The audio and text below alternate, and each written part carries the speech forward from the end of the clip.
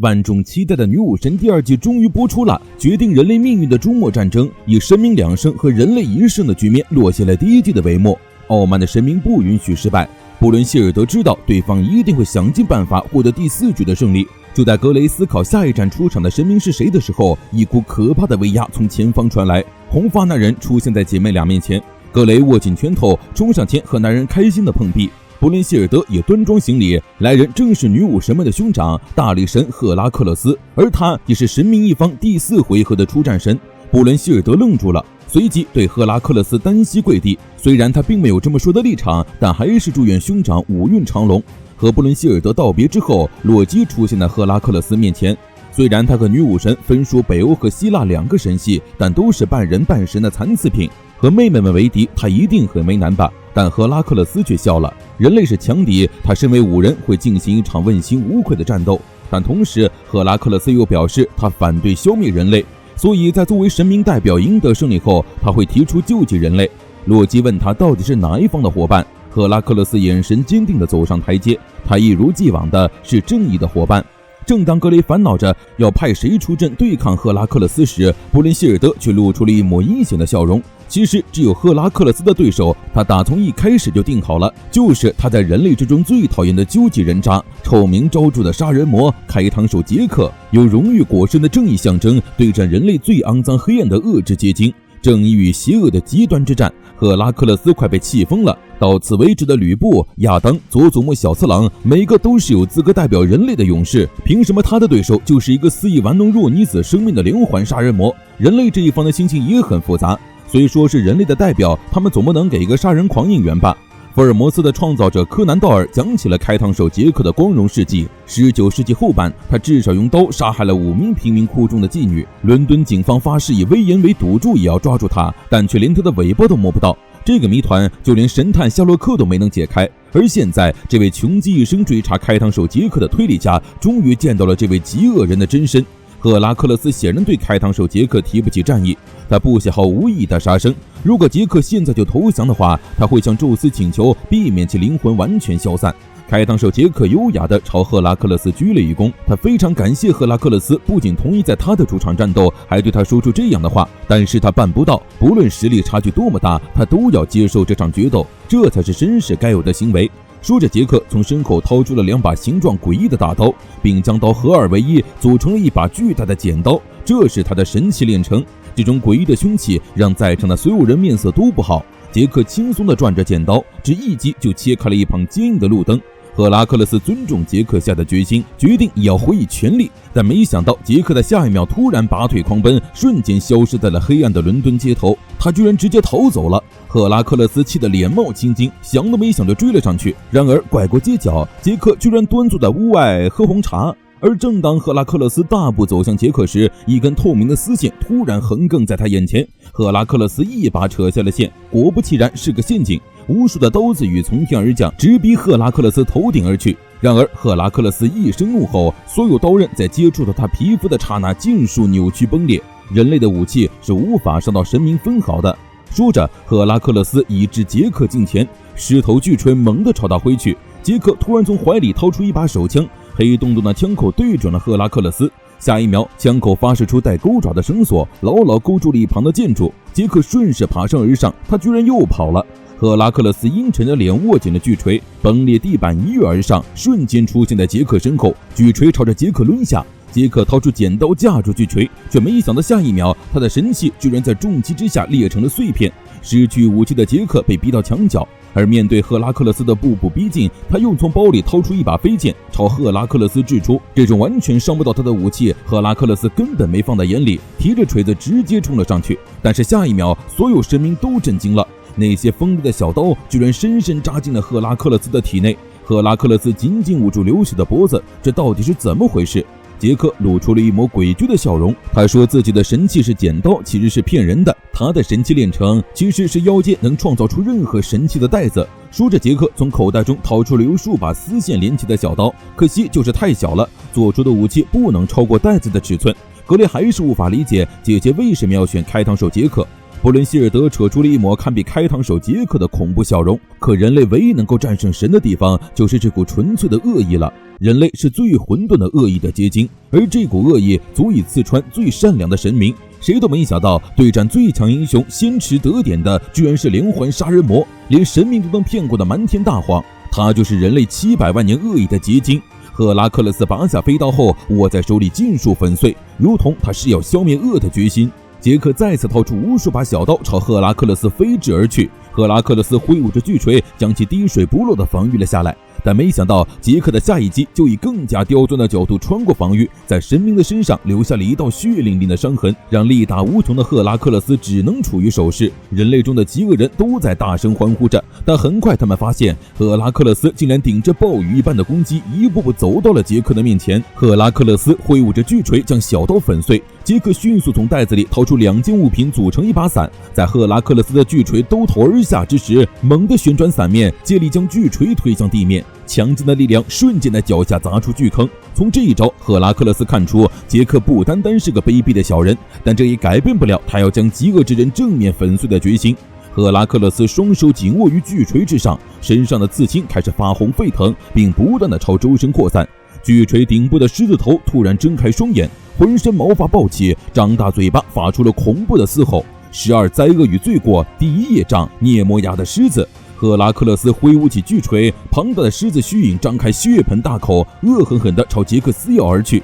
杰克急速后退躲避，但是已经来不及了。撑开的伞被这恐怖的力量撕碎，他也被击飞，重重摔在了墙上，随后无力的滑落。众神的欢呼声热烈的响起，承受了大力一击的杰克很快爬了起来，像完全感受不到疼痛一样接好了脱臼的胳膊，随后从包里掏出一把组合蝴蝶刀。而这时观众席上眼尖的孩子们突然发现赫拉克勒斯身上的刺青变得更大了。阿瑞斯告诉洛基，赫拉克勒斯在成为神之前历经了12道试炼，随即获得12个神技。然而强大的力量总是伴随代价的，赫拉克勒斯每次使用神技，刺青就会扩散，每扩散一点便有着能令长神昏厥的疼痛袭遍他的全身。如果刺青扩散到了他的全身，他的灵魂就会完全消失，以自身生命为代价换来的强大的神明的业障，这就是传说中的12灾恶与罪过。如果事情真的发展成那样，夸下海口的希腊众神岂不是要颜面扫地？阿瑞斯生气地让洛基闭嘴，他对赫拉克勒斯有着绝对的信任。赫拉克勒斯的强大并非于自身的豪力，而是就连神明都不能使其屈服的强韧内心。公元前2000年的希腊底比斯，街头混混抢走了少年卡斯给母亲换药的牛，此时一位瘦弱的少年阿尔站了出来，却毫不意外地和卡斯一起被干翻在地。卡斯问他为什么明知打不过还要帮他站出来，阿尔十分坚定，他只是想做正义的伙伴而已。这个比谁都羸弱的少年，却有着一颗比谁都坚强而正直的心。无论是打架还是狩猎，他总是会为了保护正义的一方，以羸弱之身立于人前，甚至连吃饭的时候都在锻炼。小混混听说阿尔又失败之后，跑过来嘲笑，并怂恿他去神殿喝下宙斯之血。传说中，真正的勇者在喝下之后就会拥有不死之身，不然就会当场暴毙。阿尔不蠢，他明白就算再怎么努力变强，死了就没有意义了。在之后的数十年间，阿尔在最坎坷的道路上奋力向前，仅仅是为了获得保护正义那一方的力量。不知不觉间，再也没有人看不起这名原本体格瘦弱的少年。在公元前2000年的人类存亡会议上，虽然74%的神明决定让人类继续生存，但他们还是决定给不断挑起战争和灭绝物种的人类一个教训。就在洛基和湿婆抢着担任这次执行者时，战神阿瑞斯出场截了胡。底比斯是他的管辖地，就由他出场好了。在人与神相隔不是那么远的古代，若是人类增过圣，文明就会经由神之手摧毁。底比斯城外，黑压压的天幕撕裂开一个巨口，阿瑞斯率领天兵前来毁灭人类，不能违抗神的命令。所有人都放弃了希望，默默等待着神罚。但只有阿尔握着木锤，孤身挡在了大军面前，却被阿瑞斯毫不留情的一脚踹飞。但就在阿瑞斯领军踏入城池之时，阿尔又强撑着站了起来，丝毫不肯让步。阿瑞斯欣赏阿尔的骨气，如果阿尔现在求饶，他可以破例饶他一命。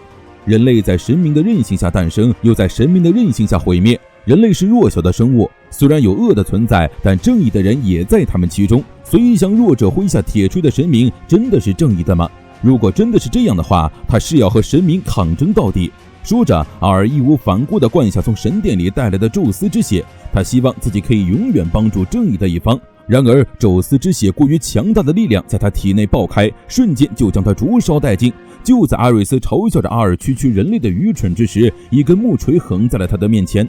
长发的壮汉从烟雾中走出，伸出木锤狠狠地插在地下。一位不怕死的天兵狰狞着脸直冲阿尔而去，直接被一锤打碎了下巴。阿瑞斯大惊，阿尔居然真的拥有了宙斯的力量。然而他根本来不及阻止，尊严受到挑衅的天兵都愤怒地朝阿尔扑去。不知打斗持续了多久，地上尸横遍野，最后只剩下了阿瑞斯和阿尔在对峙。阿尔居然仅凭一个人就干掉了整个先锋队。能和战神相抗衡的人类让阿瑞斯心惊不已，两人再次挥拳冲向对方。而这时宙斯突然出现在两人之间，轻松拦下了双方的铁拳。宙斯看向喝下宙斯之血的阿尔，决定让他成为神，毕竟把这毁天灭地的火放在地上实在太危险了。而阿尔不是要成为正义的伙伴吗？正好来当神试试看。阿尔答应成神，但是他要宙斯发誓，从今以后再也不能像这样灭绝人类。宙斯痛快地答应了，但是相应的，阿尔也要好好引导人类走向正道。为了全人类的未来，阿尔选择堕落成神。他以宙斯之子的身份位列神位，由宙斯的正妻赫拉赐名，名曰赫拉克勒斯。此后的4000年中，宙斯守信再未降下神罚。阿瑞斯的回忆结束，洛基笑道：“如果赫拉克勒斯的实力和阿瑞斯差不多，这场战斗估计危险了。”阿瑞斯没有生气，他现在可是连赫拉克勒斯的脚后跟都摸不到了。但他对于曾经和这位不屈神明以拳交心而感到十分自豪。场上的战斗依旧在继续，这是本场比赛中杰克第一次主动进攻。蝴蝶刀被赫拉克勒斯拦下后，杰克在半空中反转身体，蝴蝶刀和飞刀先后朝着赫拉克勒斯掷出，密不透风的攻击一波接着一波，而他本人也从近战突然一变，开始四处游走，东奔西跳。赫拉克勒斯手势不变，密不透风地挡下了所有的飞刀。等待杰克落地之时，左臂成盾挡在胸前，瞄准空隙，一鼓作气缩短距离，巨锤直朝杰克的面门而去。然而杰克飞身后退躲闪，几个跃步之后，居然稳稳当当地悬浮在了半空。定睛一看，原来杰克脚下正踩着细细的钢琴线，而且不止一条。赫拉克勒斯的视线所及之处，全都是密密麻麻的细线。杰克突然问赫拉克勒斯有没有带伞，毕竟伦敦这个城市向来多雨。说着，他再次拿出数把飞刀挥洒在空中，小刀的尾部挂在线上，被杰克一扯，无数尖刀如同暴雨一般向赫拉克勒斯砸去。飞刀经过钢琴线的加速和反弹，如一场骤雨般袭向赫拉克勒斯。根本无法预测的攻击让赫拉克勒斯只能被动防御，很快就被扎得遍体鳞伤，浑身是血。就算是神明，受到如此大量的伤害也是会致命的。赫拉克勒斯面不改色，巨锤变形为展翅欲飞的雄鹰。12灾厄已罪过，第6业障，斯廷法洛斯湖的怪鸟。凛冽的暴风瞬间向着杰克席卷而去，将所有飞刀尽数返还。